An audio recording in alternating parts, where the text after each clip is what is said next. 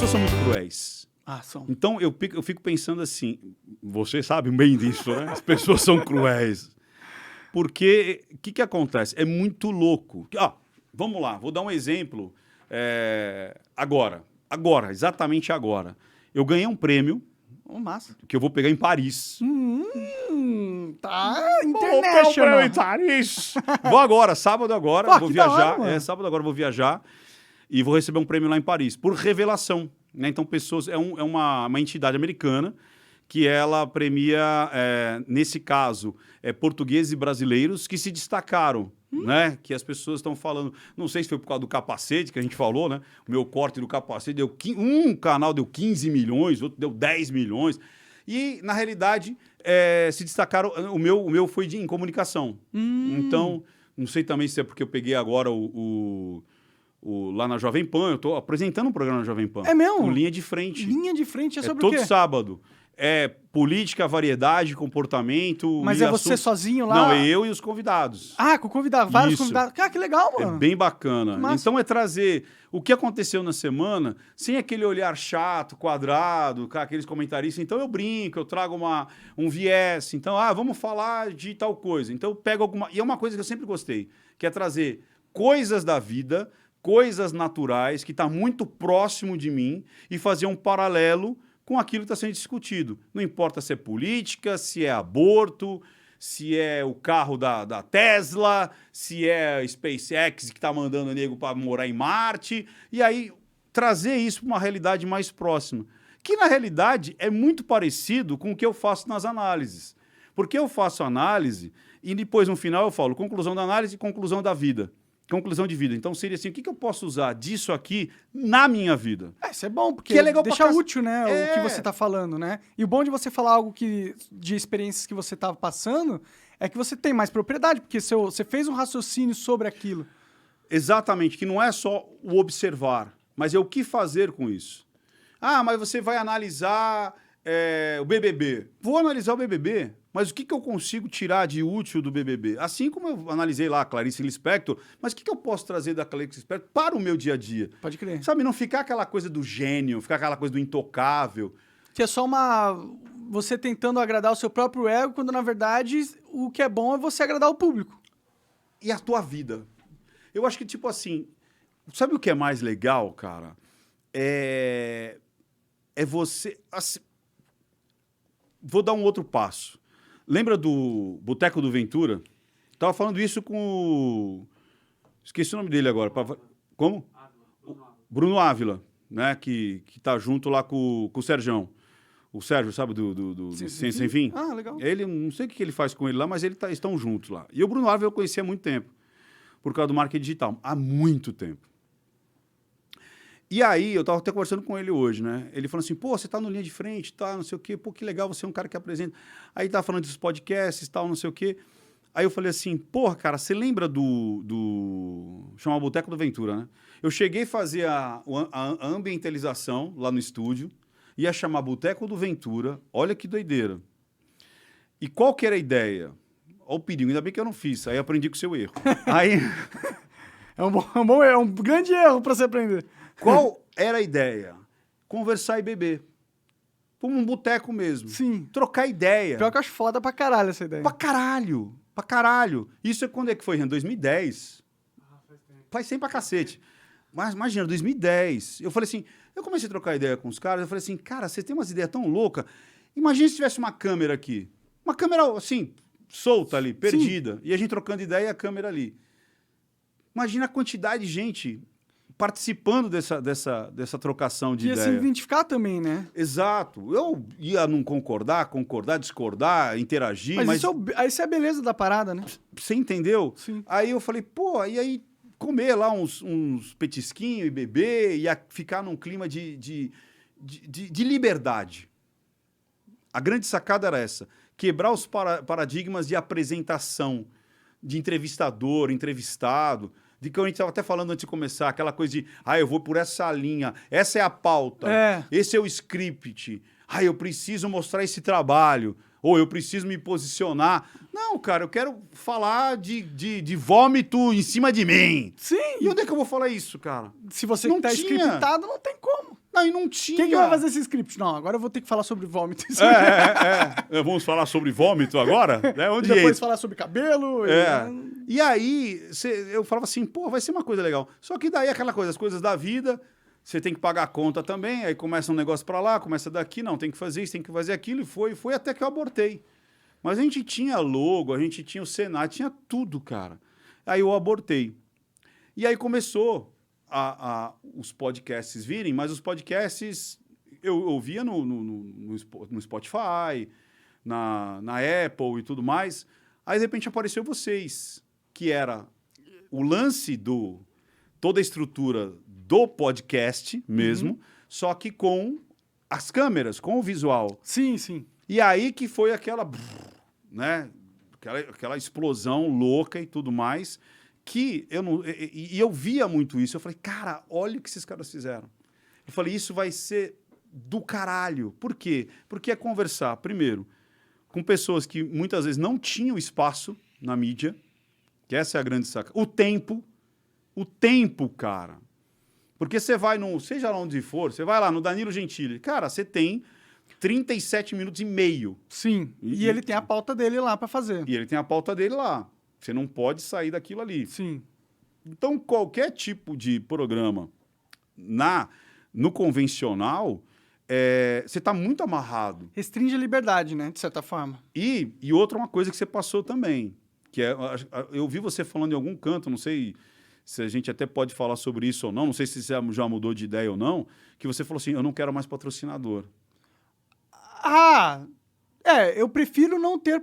Eu não quero mais depender de patrocinador. Né? Ou, eu acho que é o seguinte, se eu assinar, eu não vou assinar minha alma ali. Sim. Porque é aquela velha história. Patrocínio é bom, é legal pra cacete, ganhar dinheiro é muito bom. É. O problema é quando o patrocinador começa a querer mandar em você.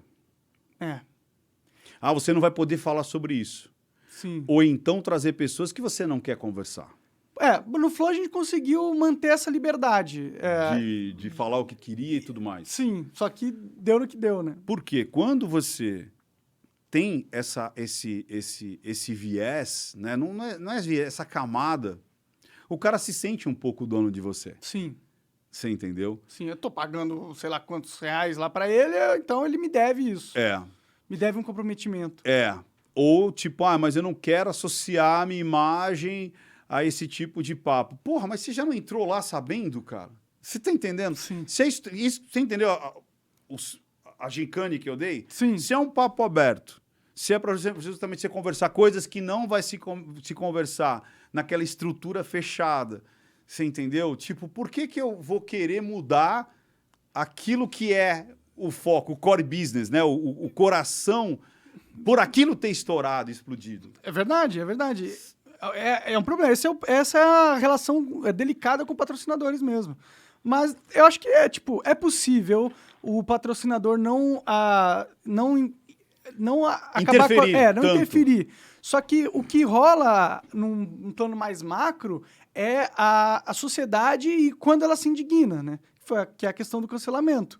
Porque o patrocinador... Mas o cancelamento é falso, Monark.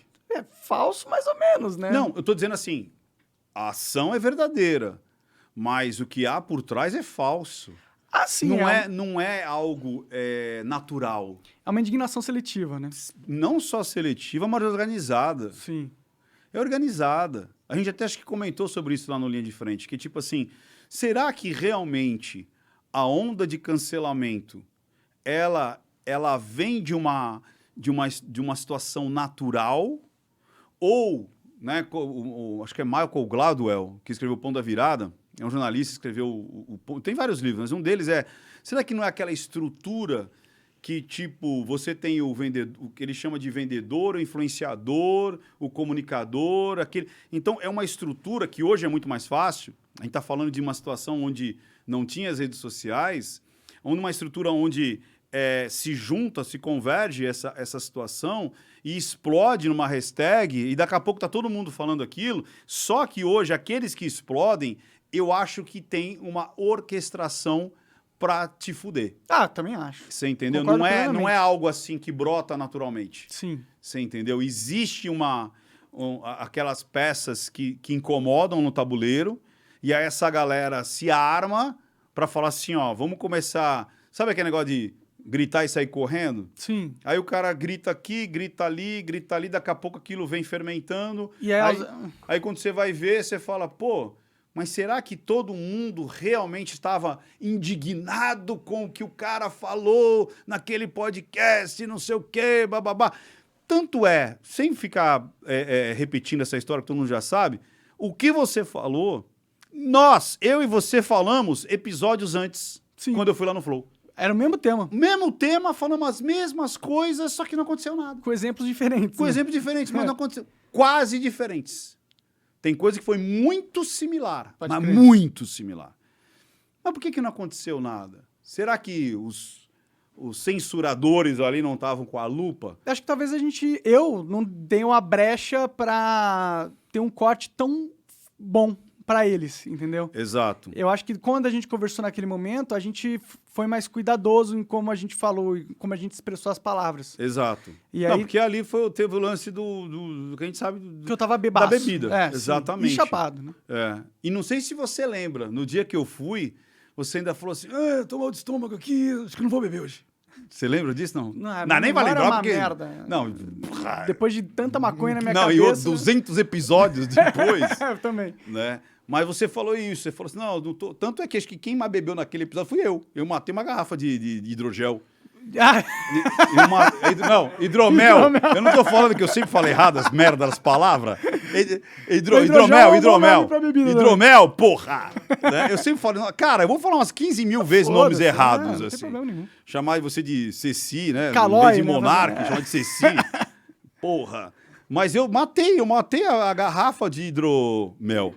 Eu tenho que pensar, hidromel. É que depois que a palavra vem e grava na mente, fica difícil de mudar, né? Então eu vejo, cara, esse lance, aí voltando, né? Aquela história do... por que eu falei negócio lá de Paris? Porra, eu todo felizão, cara, ó, vou ganhar um prêmio e tal, e escrevi um puta texto, assim, agradecendo todo mundo. Você chegou a ver o texto? Porra, agradecer a Deus, agradecer a minha esposa, a minha galera toda e tal, não sei o quê, as pessoas que me seguem, blá, blá, blá. Aí vem um comentário assim, ó, Brasília é com Z. Por quê? Eu tava escrevendo um texto desse tamanho, uma palavra eu escrevi errado. E aí, o que eles focam, né? Ali naquele ponto ali. Então, quer dizer, nossa, você escreveu Brazilian com S? Brasília é com Z. Cara, sei lá, eu tava escrevendo brasileiro, Brasil. Na minha mente veio no um Brasil, S. Brasil é com S. E aí, fã. então, é muito engraçado esse lance das pessoas buscarem o pelo no ovo. Né? Então, elas ficam olhando ali. E eu tenho algumas coisas que eu acho que... Primeiro que eu falei que a internet virou um bando de imperfeitos buscando a perfeição do outro. Isso está muito claro. Mas eu acho que as pessoas elas estão tão marteladas, elas estão tão sofridas, elas estão tão caladas, que elas sentem tanta dor, cara, que elas querem que aquela dor que elas estão sentindo, que o outro sinta um pouquinho também. Eu acho que isso entra em jogo também, mas eu acho que tem uma questão de quando você aponta o dedo para uma pessoa, você é o correto da equação. Então, eu acho que vem um sentimento de sentir o bem ou se sentir superior, entendeu? Que vem também. Não é só... Mas acho que também faz parte do mesmo sentimento, né? De você estar na merda e querer ver o outro na merda, porque você se sente bem. Você sente menos na merda. Sabe aquela história quando você tira 5, aí você fala pra sua mãe, eu tirei 5, mas todo mundo na sala tirou 4,5. Você entendeu? Sim. Você se sente menos na merda. Sim.